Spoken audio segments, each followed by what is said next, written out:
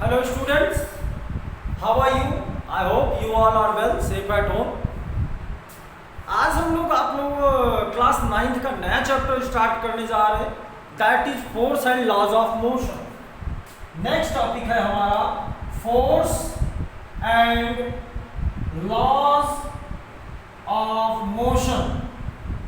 Force and laws of motion, ये हमारा आज का नया चैप्टर है, force and laws of motion. तो अगर देखें इसमें सबसे पहली चीज क्या निकल के आती है, फोर्स. इस चैप्टर को हमको पढ़ना है और इस चैप्टर में सबसे पहला वर्ड हमको क्या समझ में आता है, फोर्स. तो हम सबसे पहले किसको, फोर्स को डिफाइन करते हैं. फोर्स क्या होता है, व्हाट इज फोर्स? फोर्स एक एक्सटर्नल थिंग है. फोर्स क्या है, बाह्य कारक है. जैसे हम क्या करते हैं, किसी ऑब्जेक्ट पे फोर्स अप्लाई करते हैं तो उस ऑब्जेक्ट की पोजीशन क्या होती है, चेंज हो जाती है. जैसे आप बाइक को पुश करना स्टार्ट करते हो तो बाइक क्या होती है, आगे निकल जाती है ना. वहीं ट्रैक्टर को पुश करना स्टार्ट करते हैं तो ट्रैक्टर थोड़ा बहुत आगे पीछे हो जाता है. लेकिन अगर हम ट्रक को पुश करने लगे तो क्या धक्का मार पाएंगे, उसकी पोजीशन को चेंज कर पाएंगे? मान लिया आप बहुत बलशाली हो भाई, आप पावरफुल आदमी हो, आप धक्का मार दिया ट्रक को भी. सामने एक ट्रेन खड़ी कर दी हमने, ट्रेन को धक्का मारो, क्या उसकी पोजीशन को चेंज कर पाओगे? नहीं ना. लेकिन क्या आप फोर्स अप्लाई नहीं कर रहे हो, आप फोर्स अप्लाई कर रहे हो.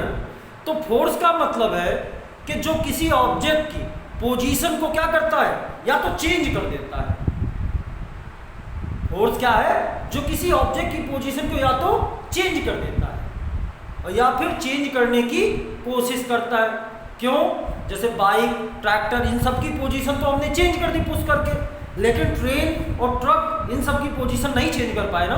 तो क्या फोर्स नहीं लगा रहे थे?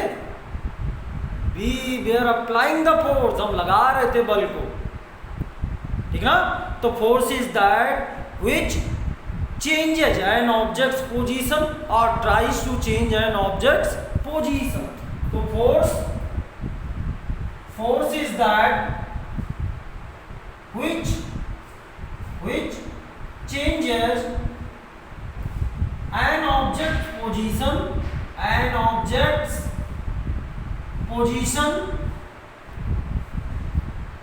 or tries to change the position.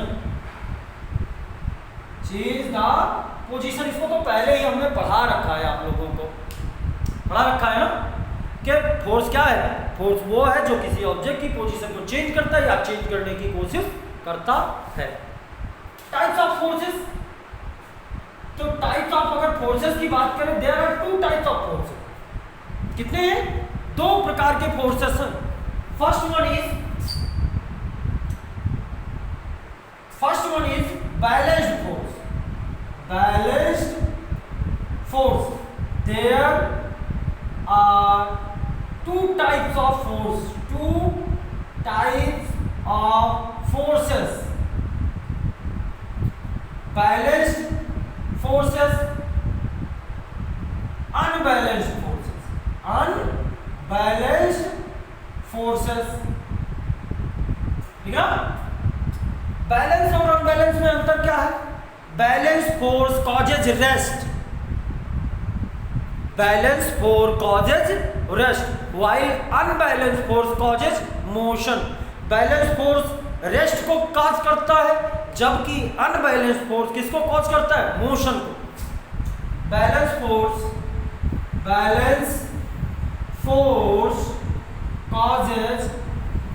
causes rest. क्या? बैलेंस फोर्स हमेशा किसी ऑब्जेक्ट को किसमें, रेस्ट में रखने की कोशिश करता है. ओके. एंड अनबैलेंस्ड फोर्स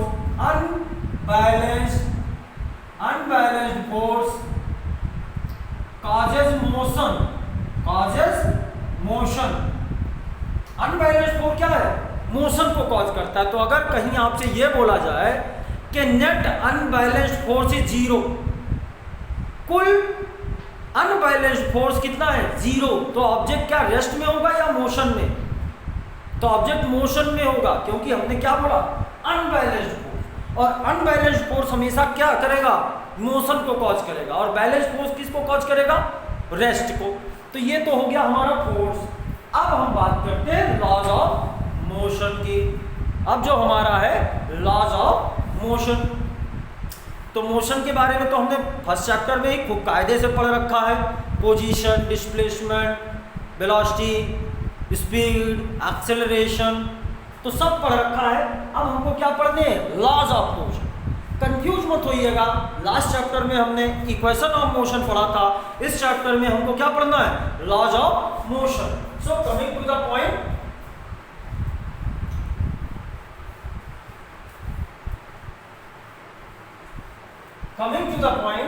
हमारा जो है नेक्स्ट टॉपिक क्या है? Laws of motion. Laws of motion, तो लॉज ऑफ मोशन में हम क्या कह रहे हैं, किस चीज की बात करेंगे? देखिए, सबसे पहले एक साइंटिस्ट हुए थे, गैलीलियो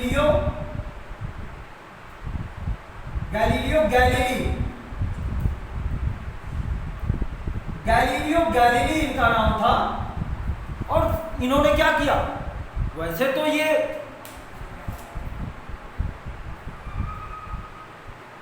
तो इनका इंटरेस्ट किस में था? मैथ में और साइंस में, लेकिन इनके पिताजी चाहते थे कि ये डॉक्टर बने, तो इन्होंने डॉक्टर में क्या किया? डॉक्टरी के लिए एनरोल करा लिया था। लेकिन इनका इंटरेस्ट किस में था? मैथ और साइंस में। तो उसी एनरोलमेंट के दौर में इन्होंने एक बुक भी अपनी जो है पब्लिश कराई थी, जिसका नेम था लॉ बैलेंसिया में इन्होंने मोशन और फोर्स को लेकर बहुत सारी स्टडीज की थी, जिनके कुछ कंक्लूजन्स उस बुक में इन्होंने क्या किया था? दिया था। तो उन्हीं कुछ कंक्लूजन्स को निकाल के हम यहाँ बात करते हैं। इन्होंने क्या कहा? गैलीलियो ने बताया कि अगर हम क्या करें, ये कोई प्लेन है और हम यहाँ से क्या कर रहे? किसी मार्बल को रोल कर रहे, तो जैसे जैसे ये नीचे आएगा, इसकी स्पीड क्या होगी? बढ़ती जाएगी। स्पीड क्या होगी? इसकी बढ़ती जाएगी। यहाँ आके फिर इसकी स्पीड क्या होगी? कम होती जाएगी, ठीक ना? और सपोज किया ये कहाँ पहुंच गया? यहाँ पहुंच गया, ठीक। फिर इन्होंने क्या किया? इसी प्लेन को थोड़ा सा और इंक्लाइन कर दिया, तो देखा ये ऑब्जेक्ट कहां पहुंच गया? यहां पहुंच गया। फिर उन्होंने और थोड़ा सा इंक्लाइन किया इसको, जब थोड़ा सा और इंक्लाइन किया तो देखा ऑब्जेक्ट कहां पहुंच गया? यहां पहुंच गया। जैसे जैसे ये दूसरे प्लेन को क्या कर रहे थे? डाउन कर रहे थे, वैसे वैसे ऑब्जेक्ट क्या हो रहा था? ज्यादा डिस्टेंस को कवर कर रहा था, ठीक। उसके बाद इन्होंने क्या किया? प्लेन कर दिया और देखा कि ऑब्जेक्ट बहुत दूर तक गया। तो इस चीज से इन्होंने कुछ कंक्लूजन्स निकाले। कुछ कंक्लूजन्स जो निकाले उसमें क्या था? उन्होंने बोला कि अगर किसी मार्बल को हम क्या करें? h हाइट से, मार्बल नहीं है, इसको हम क्या कर रहे हैं? h हाइट से ड्रॉप कर रहे हैं, मतलब एक रेक्टिलिनियर प्लेन पर, ठीक ना? तो जब h हाइट से ड्रॉप करेंगे तो गैलीलियो ने बताया कि ये ऑब्जेक्ट या ये मार्बल दोबारा उसी हाइट को अटेन करने की कोशिश करेगा। तो ये इधर से जब आएंगे तो यहाँ क्या करेंगे? जितनी हाइट से गिरे हैं उतनी ही हाइट पर क्या करेंगे? जाने की कोशिश करेंगे, ठीक। अब प्लेन को थोड़ा सा डाउन कर दिया तो ये क्या कर रहा है? आ तो रहा है h हाइट से, लेकिन क्या करेगा? h हाइट को ही जाने की कोशिश करेगा, इसलिए ये डिस्टेंस को क्या करता है? ज़्यादा कवर करता है। फिर हमने प्लेन को थोड़ा सा और डाउन कर दिया तो h हाइट से छोड़ रहे, क्या करेगा ये? अकॉर्डिंग टू गैलीलियो ये फिर उसी हाइट को अटेन करने की कोशिश करेगा, तो और दूर जाता है ये। और इस बार दूसरे प्लेन को क्या किया? एकदम प्लेन समतल कर दिया, और फिर छोड़ा, और उन्होंने बताया कि अगर अब हम मार्बल को छोड़ेंगे तो वो क्या करेगा, चलता ही जाएगा, वो कभी रुकेगा नहीं जब तक उस पर कोई एक्सटर्नल फोर्स वर्क नहीं करेगा। क्यों नहीं रुकेगा? क्योंकि वो यच हाइट को अटेन करने की कोशिश करेगा, यच ऊंचाई को पाने की कोशिश करेगा, लेकिन हमारा प्लेन क्या है, समतल है, तो यच हाइट तक तो जा नहीं सकता, लेकिन कोशिश हमेशा करेगा, और इस चक्कर में वो हमेशा क्या रहेगा, मूविंग कंडीशन में रहेगा। ठीक है ना? तो ये गैलीलियो की स्टडीज थी। गैलीलियो की स्टडीज को किसने उठाया? न्यूटन ने। गैलीलियो की स्टडीज को न्यूटन ने उठाया, और न्यूटन ने इन स्टडीज को कंबाइन करके क्या दिया, लॉज ऑफ मोशन। ठीक, तो न्यूटन ने जो लॉज ऑफ मोशन दिए वो कितने थे, 3 थे। तो हम अब लॉज ऑफ मोशन की बात करते हैं। चलिए नेक्स्ट है हमारा laws of motion. Laws of motion, laws of motion. तो लॉज ऑफ मोशन कितने हैं, 3।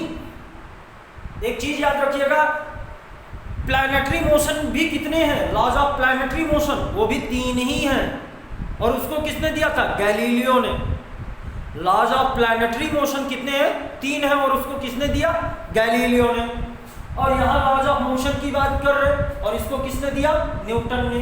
तो there are 3 laws of motion. There are 3 laws of motion. First, जिसमें हेडिंग आ रही है first law of motion, first law of motion.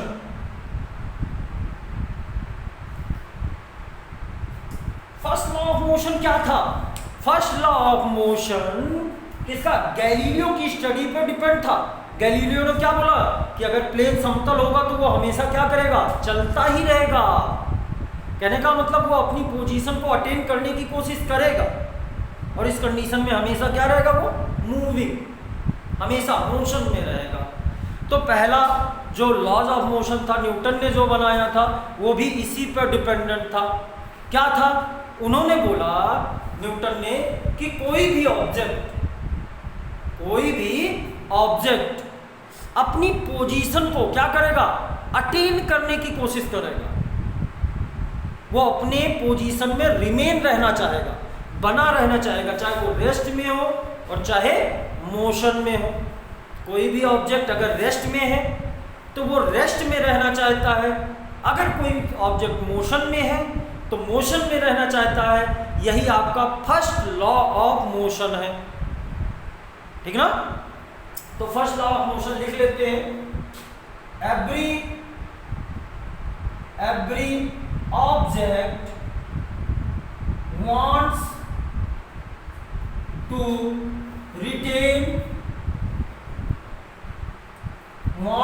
retain its position of rest or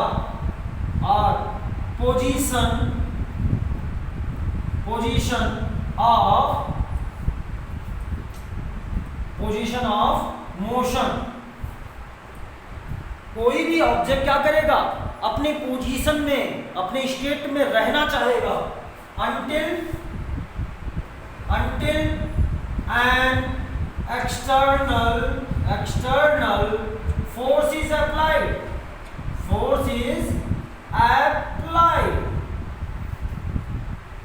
तो first law of motion क्या है कि कोई भी ऑब्जेक्ट, हर एक ऑब्जेक्ट क्या करेगा, अपने स्टेट ऑफ रेस्ट या अपने स्टेट ऑफ मोशन को कंटिन्यू करना चाहेगा जब तक कि उस पर कोई एक्सटर्नल फोर्स अप्लाई ना किया जाए। ठीक, जैसे हम बस में बैठे होते हैं, आप स्कूल बस में बैठते हैं। स्कूल बस में आप जाके निश्चिंत होकर, छुट्टी होती है, बेल लगी, पूरा कुंटल भर का बैग उठाया और ले जाके बस की सीट पे क्या किया, पटक के बैठ गए। निश्चिंत होकर आप बैठे हो, जैसे ही ड्राइवर आपका क्या करता है, बस को स्टार्ट करता है और चलाना शुरू करता है, तुरंत आप क्या करते हैं, पीछे की तरफ झुक जाते हैं ना। कभी ट्राई कीजिएगा। या फिर आपका बस ड्राइवर जब बस को एकाएक ले जाते हुए ब्रेक अप्लाई कर देता है, ब्रेक मार देता है, तो क्या होता है, आप एकाएक आगे की तरफ झुक जाते हैं। क्यों? क्योंकि बस के साथ हमारी बॉडी भी किस में थी, मोशन में थी। बस के साथ हमारी बॉडी भी किस में थी, मोशन में थी। चूंकि हमारे पैर बस के कांटेक्ट में थे, इसलिए बस के रुकने के साथ हमारा पैर क्या हो गया, रुक गया। लेकिन हमारी बॉडी बस के कांटेक्ट में नहीं थी, इसलिए वो क्या हो रही थी, फिर भी अपने स्टेट को कंटिन्यू करने की कोशिश कर रही थी। हमारी बॉडी मोशन में थी, तो मोशन में रहने की कोशिश कर रही थी, और इसीलिए क्या होता है, हम आगे की तरफ गिर जाते हैं, या फिर जब रेस्ट से चलना शुरू करते हैं तो पीछे की तरफ गिर जाते हैं। ठीक, जैसे एक कॉमन सा एग्जांपल ले लो। आप रास्ते पे टहल रहे हो, आपको ठोकर लग गई। आप रास्ते पे टहल रहे हैं, आपको ठोकर लग गई, और ठोकर लगेगी अगर पैर में, तो आप कहाँ गिरोगे, आगे की तरफ ना। क्यों? क्योंकि ठोकर लगने के साथ हमारा पैर किस में आ गया, रेस्ट में, जबकि हमारा अपर पार्ट ऑफ बॉडी किस में था, मोशन में, और फिर भी वो मोशन में रहने की कोशिश करता है, इसलिए हमारा ये ऊपर वाला भाग क्या होता है, आगे चला जाता है, और हम गिर जाते हैं, पैर हमारा वहीं रह जाता है। ठीक, इस चीज को पहले फर्स्ट लॉ ऑफ मोशन को हम क्या बोलते हैं, लॉ ऑफ इनर्शिया भी बोलते हैं। तो इसको हमने बोल दिया, it is also known as law of inertia, law of inertia। अब इसमें एक नया वर्ड आ गया हमारा, क्या, इनर्शिया। इसमें एक जो नया वर्ड आया है वो क्या है, इनर्शिया। अब हम इसको जानते हैं कि इनर्शिया क्या है। इनर्शिया, जैसे अभी हमने बात की थी, क्या,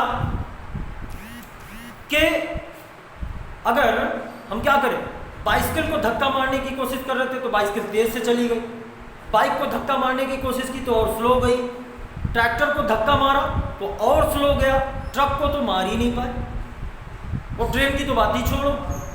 तो कहने का मतलब, जैसे जैसे ऑब्जेक्ट क्या हो रहा था, बड़ा हो रहा था, या ऑब्जेक्ट का मास बड़ा हो रहा था, उसकी टेंडेंसी भी पोजीशन को रिटेन करने की क्या हो रही थी, बढ़ रही थी। कहने का मतलब, ज्यादा मास तो टेंडेंसी भी उसकी क्या होगी, ज्यादा होगी। ठीक ना भाई, भारी चीज को हिलाना मुश्किल है ना, ट्रक को हिला पाएंगे नहीं, क्यों नहीं हिला पाएंगे, क्योंकि उसका मास ज्यादा है। ठीक, तो इनर्शिया क्या है किसी चीज का, डायरेक्टली प्रोपोर्शनल टू मास। अगर किसी ऑब्जेक्ट का मास ज्यादा होगा तो उसकी इनर्शिया भी क्या होगी, ज्यादा होगी। तो नेक्स्ट हेडिंग हमारा क्या है, इनर्शिया। नेक्स्ट हेडिंग क्या है, inertia. Inertia of any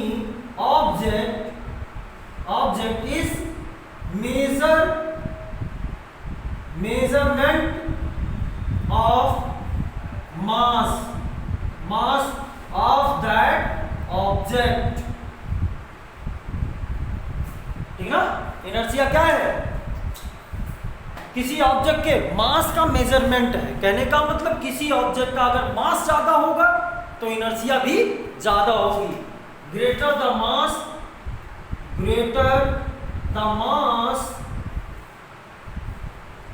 greater will be inertia। अगर किसी ऑब्जेक्ट का मास ज्यादा होगा तो उसकी इनर्शिया भी क्या होगी, ज्यादा होगी। ठीक ना, चलो, ये तो था हमारा फर्स्ट लॉ ऑफ मोशन। लेकिन इसमें हमने एक चीज बात की, उसी को थोड़ा सा और डीप जाते हैं, और ज्यादा बात करते हैं उस चीज के बारे में। किस चीज के बारे में, कि हमने बात किया, जैसे एक फुटबॉल ले ले, क्या ले ले, फुटबॉल को जोर से किक मारा अगर आपने तो बहुत दूर जाएगा ना। अगर वहीं हम इतना ही बड़ा पत्थर ले लें और उसको किक मारो। अगर आप पत्थर को किक मारोगे तो क्या होगा, आपका पैर पीछे आएगा भाई, पत्थर थोड़े ना आगे जाएगा। चलो पत्थर की बात छोड़ो, बाइसिकल को धक्का मारोगे तो बहुत तेज जाएगी, बाइक को धक्का मारो थोड़ी स्लो हुई ना, कार को धक्का मारा तो और स्लो हुई, ट्रैक्टर को धक्का मारा और स्लो हुआ, ट्रक को सिर्फ हिला पाए और ट्रेन को हिला भी नहीं पाए, है ना। देखो फुटबॉल ज्यादा तेज गया, सेम फोर्स लगा रहे, फुटबॉल क्या हुआ, ज्यादा तेज गया, बाइसिकल उससे धीमे गया, ठीक, कार क्या हुआ, उससे भी धीमे गया। तो अगर इसको हम देखें तो ऑब्जेक्ट का जैसे जैसे मास क्या हो रहा है, बढ़ रहा है, उसकी वेलोसिटी क्या हो रही है, कम हो रही है ना। जैसे फुटबॉल का मास कम था, उसकी वेलोसिटी क्या हुई, ज़्यादा हो गई। बाइसिकल का मास तब कम था, फुटबॉल से ज़्यादा था, इसलिए वेलोसिटी इसकी क्या होगी, फुटबॉल से कम। इससे ज़्यादा व्हीकल का था, दो चक्के का, तो दो चक्के की स्पीड और कम होगी। जैसे जैसे ऑब्जेक्ट का मास बढ़ रहा है वैसे वैसे इसकी वेलोसिटी क्या हो रही है, कम हो रही है। इसका मतलब है कि there is a relation between an object's mass and velocity. किसी ऑब्जेक्ट के मास और वेलोसिटी में क्या होता है, रिलेशन होता है, ठीक ना। अगर किसी ऑब्जेक्ट के मास और वेलोसिटी में रिलेशन होता है तो वो रिलेशन क्या कहलाता है, उस रिलेशन को हम एक नई क्वांटिटी का नाम देते हैं, that is known as momentum. किसी ऑब्जेक्ट के मास ज़्यादा होगा, उसकी वेलोसिटी कम होगी, तो मास और वेलोसिटी में यह रिलेशन क्या कहलाता है, मोमेंटम। तो नेक्स्ट हमारा हेडिंग क्या है, मोमेंटम। तो नेक्स्ट हेडिंग डालिए momentum.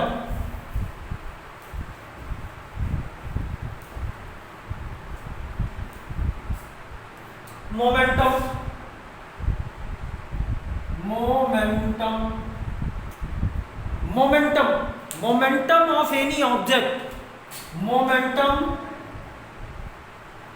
Momentum of any object is defined as the product of mass and its velocity। क्या कह रहे हैं कि मोमेंटम, किसी ऑब्जेक्ट का मोमेंटम उसके मास और वेलोसिटी के प्रोडक्ट के रूप में व्यक्त किया जाता है। और मोमेंटम को हम किससे, it is denoted by small p। तो p equal to m into v। It is a vector quantity.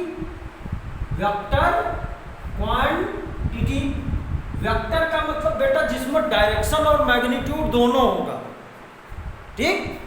इसीलिए यहां वेलोसिटी बोली गई, ना कि स्पीड बोला गया, क्योंकि स्पीड स्केलर क्वांटिटी है और वेलोसिटी क्या है, वेक्टर क्वांटिटी है।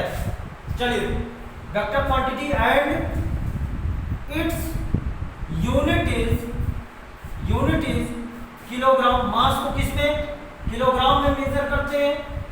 वेलोसिटी या स्पीड का यूनिट क्या होता है, मीटर पर सेकंड, तो किलोग्राम मीटर पर सेकंड।